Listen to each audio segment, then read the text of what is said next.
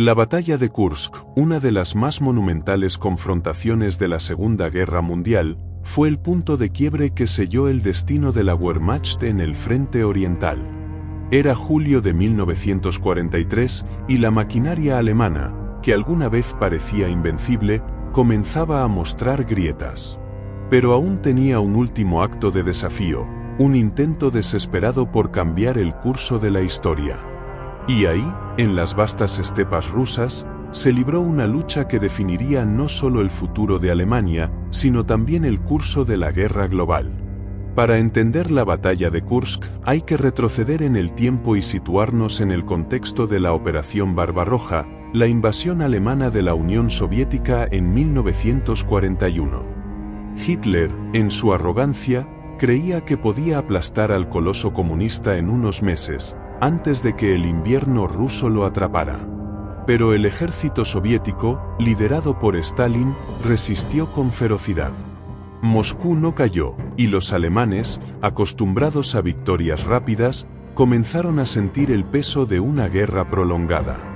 Para 1943, tras la derrota en Stalingrado, el alto mando nazi sabía que debía actuar rápido o perdería la guerra. Fue entonces cuando surgió la idea de lanzar una ofensiva sobre el saliente de Kursk, una protuberancia de tierra que se extendía entre las líneas alemanas y soviéticas. En la primavera de 1943, cuando el helado paisaje ruso empezó a descongelarse, el frente oriental se paralizó temporalmente. Las carreteras se convirtieron en barro y los ríos se convirtieron en torrentes intransitables a medida que la nieve y el hielo se derretían. Después de los combates del invierno de 1942 a 1943, la línea del frente en torno a la ciudad de Kursk se había estabilizado y se había convertido en un gran saliente soviético. Esta posición de 3 lados tenía unas 160 millas de norte a sur y se extendía hasta 100 millas al oeste dentro de las líneas alemanas. Les dio a los soviéticos un trampolín útil para atacar a los alemanes, pero también les ofreció la oportunidad de cerrarla con un movimiento de pinza, atrapando a grandes fuerzas soviéticas. Ambos bandos se dieron cuenta de que los combates que se avecinaban este verano serían decisivos para determinar el resultado de la guerra en el este. Los generales alemanes, bajo el mando de Erich von Manstein y Heinz Guderian, convencieron a Hitler de que un ataque en pinza sobre esta región les permitiría rodear a las fuerzas soviéticas y darles un golpe devastador. Hitler, con su característico deseo de lograr victorias decisivas, aprobó la Operación Ciudadela, el nombre en clave para la ofensiva de Kursk. Por su parte, Stalin y el alto mando soviético, liderado por Georgi Zhukov, sabían que el ataque era inminente. Los servicios de inteligencia soviéticos, con la ayuda de espías en Suiza y Gran Bretaña, interceptaron comunicaciones cruciales que revelaron los planes alemanes. En lugar de retirarse, decidieron convertir el saliente de Kursk en una trampa mortal. Fortificaron la región con líneas defensivas que se extendían por cientos de kilómetros, llenas de minas, trincheras y cañones antitanques. Kursk se transformó en un campo de batalla donde la tierra misma parecía estar armada hasta los dientes. La Operación Ciudadela, como se conocía al ataque al Kursk, se acordó a mediados de marzo y estaba prevista originalmente para mediados de abril. Era demasiado pronto para las mermadas fuerzas alemanas, por lo que se retrasó varias veces para permitir la llegada de suministros, refuerzos y nuevas armas, como el tanque Panzer. Los alemanes contaban con unos 777.000 hombres, 2.451 tanques y cañones de asalto y 7.417 piezas de artillería en 37 divisiones de infantería y blindadas, apoyadas por más de 1.800 aviones. El ataque en el norte estaba a cargo del 9º Ejército, parte del Grupo de Ejércitos Centro, mientras que en el sur el 4º Ejército Panzer y el Destacamento de Ejército Kempf, ambos del Grupo de Ejército Sur, liderarían la ofensiva. El objetivo era que estas fuerzas se unieran en torno a Kursk. El 5 de julio de 1943, la Operación Ciudadela comenzó. Las divisiones blindadas alemanas, lideradas por las temidas Panzer, se lanzaron contra las defensas soviéticas con la esperanza de abrirse paso rápidamente. El Tercer Reich había movilizado unos 900.000 soldados, 2.700 tanques y cerca de 2.000 aviones para la ofensiva. Por su parte, los soviéticos contaban con casi 2 millones de soldados, 3.600 tanques y más de 2.000 aviones. Los números eran escalofriantes, y la batalla que siguió sería digna de ellos. Por desgracia para los alemanes, los soviéticos conocían su plan para atacar el saliente de Kursk, tanto por la lógica militar como por la información obtenida sobre el terreno y por los espías. A finales de marzo ya se conocía el lugar del ataque. Los soviéticos consideraron un ataque preventivo, pero en su lugar decidieron defenderse. Fortificarían el saliente, derrotarían a las fuerzas atacantes alemanas y luego lanzarían su propio contraataque. Las demoras alemanas dieron a los soviéticos aún más tiempo para traer refuerzos y preparar sucesivos cinturones defensivos de campos de minas, zanjas antitanque, alambre de púas, búnkeres y otras fortificaciones.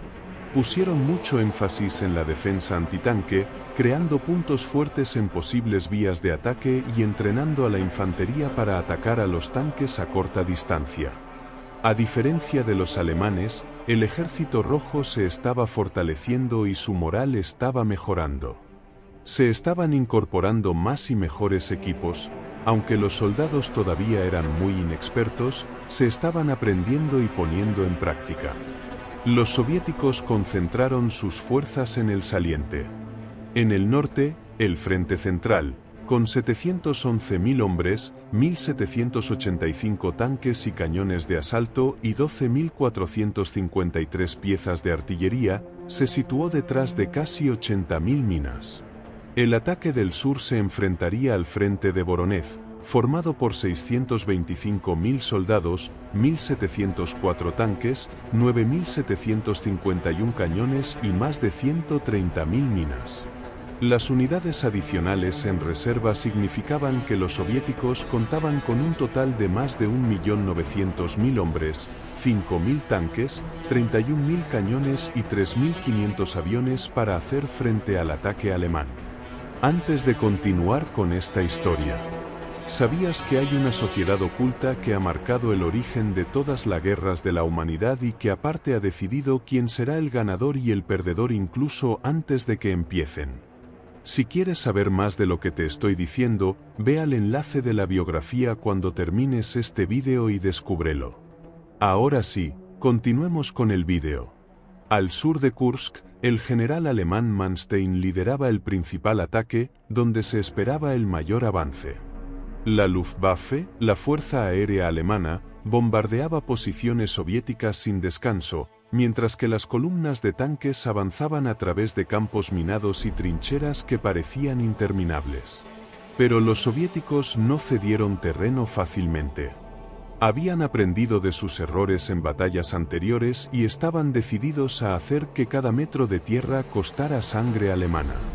Los tanques T-34 soviéticos, conocidos por su resistencia y capacidad de maniobra, se enfrentaron a los más avanzados tanques alemanes, como los Tiger y Panzer, en duelos a muerte que dejarían cicatrices permanentes en las llanuras de Kursk.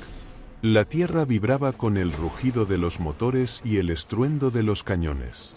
Era una guerra de atrición, donde cada bando intentaba desgastar al otro, pero los soviéticos tenían la ventaja de estar a la defensiva y contar con más recursos en reserva. Una de las batallas más cruciales dentro de esta campaña se libró en Prokhorovka, el 12 de julio. En esta localidad, se produjo uno de los mayores enfrentamientos de tanques de la historia. Más de 1.200 vehículos blindados se enfrentaron en un caos total.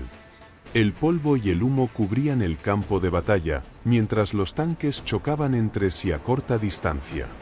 La Luftwaffe no podía distinguir amigos de enemigos en medio de la confusión. Los soviéticos, liderados por el general Zhukov, lanzaron un contraataque que desbordó a los alemanes. Prokhorovka fue una victoria moral para los soviéticos, quienes lograron frenar el avance alemán en el sur. Después de semanas de intensos combates, los alemanes comenzaron a quedarse sin opciones. Sus pérdidas en hombres y equipo eran insostenibles. Los soviéticos, en cambio, seguían trayendo refuerzos desde las profundidades de su vasto territorio. El 8 de agosto, Hitler, frustrado por la falta de avances decisivos y consciente de que sus fuerzas no podían sostener la ofensiva, ordenó la cancelación de la Operación Ciudadela. Era un reconocimiento tácito de la derrota. Para los alemanes, Kursk fue el último intento de recuperar la iniciativa en el frente oriental. Después de esta batalla, nunca más volverían a lanzar una ofensiva importante contra los soviéticos. La Wehrmacht, que había sido la fuerza militar más temida del mundo, comenzaba su lento, pero inevitable colapso. Por su parte, los soviéticos, tras su victoria en Kursk, comenzaron a lanzar ofensivas que empujarían a los alemanes de vuelta hacia el oeste, hacia Berlín. Kursk no solo fue un punto de inflexión en la guerra, fue el comienzo del fin para la Alemania nazi. Los tanques alemanes, que alguna vez habían avanzado con arrogancia sobre Europa, ahora retrocedían, dejando tras de sí un rastro de destrucción y derrota. La batalla de Kursk no solo fue una prueba de la capacidad industrial de dos naciones, sino también una prueba de voluntad para los hombres que la libraron. En el lado alemán, Manstein y Guderian intentaron repetir las maniobras que les habían dado éxito en campañas anteriores, pero se encontraron con una resistencia inesperada. Eran generales brillantes, sin duda, pero ni siquiera su genio táctico pudo salvar a Alemania del peso de la guerra que ellos mismos habían desencadenado. En el lado soviético, Georgi Zhukov emergió como el gran héroe de Kursk. Fue él quien convenció a Stalin de que resistir en Kursk era la mejor opción, y fue su planificación la que convirtió la batalla en una trampa mortal para los alemanes. Zhukov no solo era un maestro en la guerra defensiva, sino también un líder que sabía cuándo y cómo contraatacar. Su capacidad para movilizar a millones de hombres y coordinar las diversas ramas del ejército soviético fue crucial para la victoria. Pero los verdaderos protagonistas fueron los soldados. Hombres jóvenes, muchos de ellos apenas mayores de 20 años, que se vieron arrastrados a un conflicto que no entendían del todo, pero en el que lucharon con todo lo que tenían. Los tanquistas soviéticos que se enfrentaron a los temibles Tiger alemanes en Prokhorovka sabían que sus posibilidades de sobrevivir eran escasas, pero avanzaron de todos modos. Los infantes alemanes, atrapados en campos minados y bajo fuego constante, continuaron luchando por una causa que, para muchos, ya no tenía sentido. Este vídeo está bien si quieres aprender sobre la batalla de Kursk. Pero si te gustaría conocer la verdad poco conocida acerca de las guerras mundiales, saber por qué todo lo que nos han dicho sobre Alemania, Hitler y los Estados Unidos es mentira y aparte también, saber por qué estamos cerca de una tercera guerra mundial, ve al enlace de la bio y descúbrelo. No olvides suscribirte al canal, dar like al vídeo y activar la campana de notificaciones para que no te pierdas nuestra próxima historia.